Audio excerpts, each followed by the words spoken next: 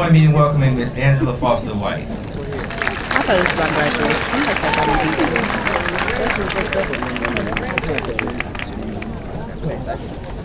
Thank you for such a warm welcome. Greetings to all of you.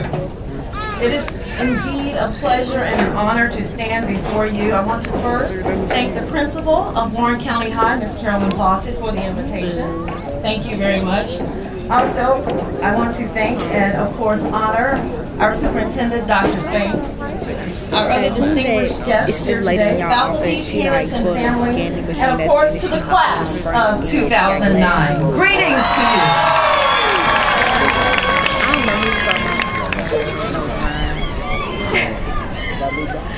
When I received the first phone call requesting that I become your keynote speaker today, I said, absolutely not. I am a traffic reporter. I am not a speaker. I talk into a camera every day. I do not talk to living beings. I do not think I am capable. Well, as time passed, I thought about it more, and I stand before you today because I love North Carolina. I love where I am from. My roots are right here in Warren County, and it is an honor to stand before you. It is an honor that you would even consider having me give you your challenge for today. So as I stand here, class of 2009, your challenge is simple and complex both at the same time. But before I even get into your challenge, I must tell you a very quick story. When I went over with my husband what I was going to speak about today, he looked at me and said, well, you could say so many more things. They need to hear more about being courageous and about all the different job opportunities and giving back and being a person of integrity and so many things that we could tell you. But I also thought about when I sat there 26 years ago, I'm ashamed to tell you that I do not even remember who my speaker was. I only know what that time was like for me as I sat where you are sitting 26 years ago. So I'm not going to tell you a whole lot of things that I know that you need. But what I do tell you today, please listen and don't take it with just a grain of salt. Class of 2009, you are different. So go mad. Again, I say class of 2009, you are different. So go mad, go make a difference. As I mentioned, it was 26 years ago that I sat right there. Yet my world was far less complicated than the world that you are in right now. It was so much easier for me to be 16 years old and 20 years old than it was and will be for you, simply because of the changes in the type of world that we live in nowadays.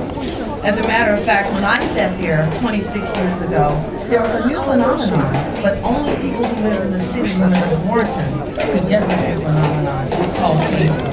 And you see, I lived in the Hex Grove community, which is way out of the city limits, as most of you know.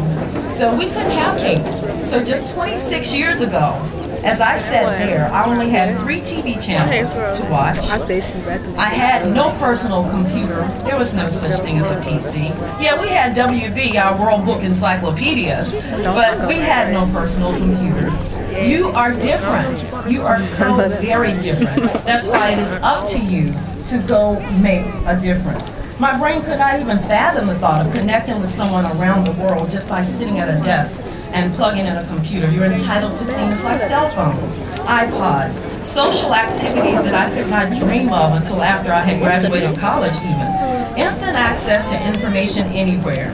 You are different, I say to you, but you are different, but what you cannot allow is for yourself to become so adjusted to this amazing culture that you're a part of that you just blend right into it. Don't let the world squeeze you into its mold. Translation, don't listen to your peers. And I know that sounds so very harsh, but at this part of the journey called life, you are now the responsible party when it comes to you. So it's time to assume responsibility for the bad decisions you're going to make. There will be at least one. No, I'm not a prophet, but I've lived long enough to know there will be at least one bad decision. So when that decision is made, deal with the consequences, because you are the responsible party. Every once in a while, as a matter of fact, in this life, you're going to find yourself on what we call a slippery slope. You will stumble. But what you must do at that time is get up, wipe yourself off, and try again. Just be a little more careful this time. Think it through a little more this time when you get to that slippery slope. Now, as a matter of fact, I'm going to stop right here and talk a little bit about some slippery slopes that I've encountered. You all got this wonderful introduction about my wonderful life as a TV personality. It has not been easy. People watch us in the mornings and they think it's oh so glamorous. It's a wonderful job. Well, if any of you are choosing the road of broadcasting, I can tell you that my very first job at WHNC in Henderson, I was caught so off guard when the general manager came in one day and said, you know, there's this new thing called satellite radio, and we won't have a job in 2 weeks because we won't need TV, we won't need personalities on the radio. What do you mean we won't have a job? Just like that, you won't have a job in 2 weeks. So that was a slippery slope for me. I was young, had not prepared for such a thing, did not even realize that if I'm going to be a broadcaster, this is what happens. You do change, there's shift and changes that occur. A few years later, working at Foxy 107 in Durham, not quite as nice. On my way to work one morning, I hear a very strange voice on the radio, and I thought, that's not Smokehouse, our overnight guy. So I called Gerald Neely. He and I worked together on the morning show there. Gerald was also a native of Warren County. And I didn't get an answer at Gerald's house. I got to the radio station and they had bolted the doors and would not even let us into our jobs that day. Those are the types of slippery slopes for me because of the career path that I chose that you may encounter. But as I say to you, when you encounter these slippery slopes, you have to get up, brush yourself off, and move on.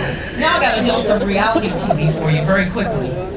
As I was preparing for this week, last week I had a very important mission with my family, our annual family concert.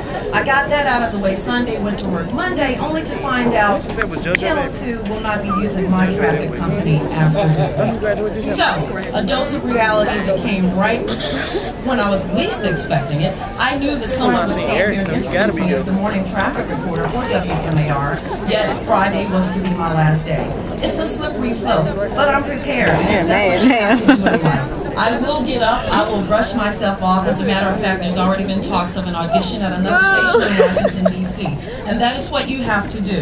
You have to prepare yourself and don't let the world squeeze you into its mold. Don't listen to your peers. I know it may sound harsh, like I don't love your peers. The problem is with your peers, so many of them don't really understand you. So many of them have great dreams, but they don't match the great dreams with great efforts. It may sound like I'm against them for all other reasons, but mostly because they say things to you like, oh, you think you're cute. Oh, you think you're better than somebody else. Oh, yeah, they're playing, but those are things that tear you down. You are different, and accept your difference. The sooner you accept it, the better off you can be. You don't need to listen to people. They're too busy listening to other people. They're too busy making the same mistakes they saw other people make. They're too busy making bad choices and choosing dead-end roads. Don't listen to them.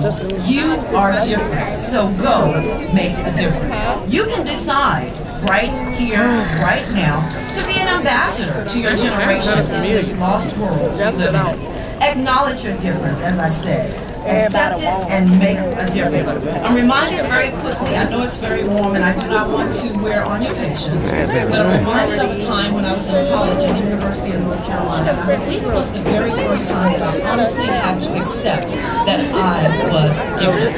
I was in a classroom larger than the class of 2009, yet I was the only woman of color in that class. We only had 4 assignments on cassette. Yeah, it was in 1984, cassettes. So as I turned in our assignments, the professor walked in and said, "You must be Miss Foster." I proudly stood up, thinking that I had received the best grade in the class because he pointed me out and knew my name, which was uncommon in a class of that size. I said, "Yes, I am Miss Foster." He said, well, I just want to tell you that you will never ever get a job in broadcasting because you sound like someone who just walked out of a radio station that sits in a pasture, a trailer park in a pasture. And I thought, because at that time, our radio station, WARR, was actually in a trailer in a pasture. And I thought, well, yeah, okay. Well, I accepted my difference at that moment. I did not get an attitude with him. I did not get upset with him. As a matter of fact, I accepted his offer to work with me after class, which is a very rare thing. And he worked with me and made me talk with a pencil in my mouth and all other kinds of broadcasting tricks and tricks of the trade that I had no idea where to get this information from. But because I accepted my difference at that moment and began to work with him, it changed my course of life. One of the other things I want to tell you, when I tried out for cheerleading the first time in Warren County, I was in the 7th grade, and my grandmother, Mattie Harrison, said to me, you do know you're going to have to be twice as good. At the time, I did not understand the impact of what she was saying. I had no idea she meant this was going to be for my entire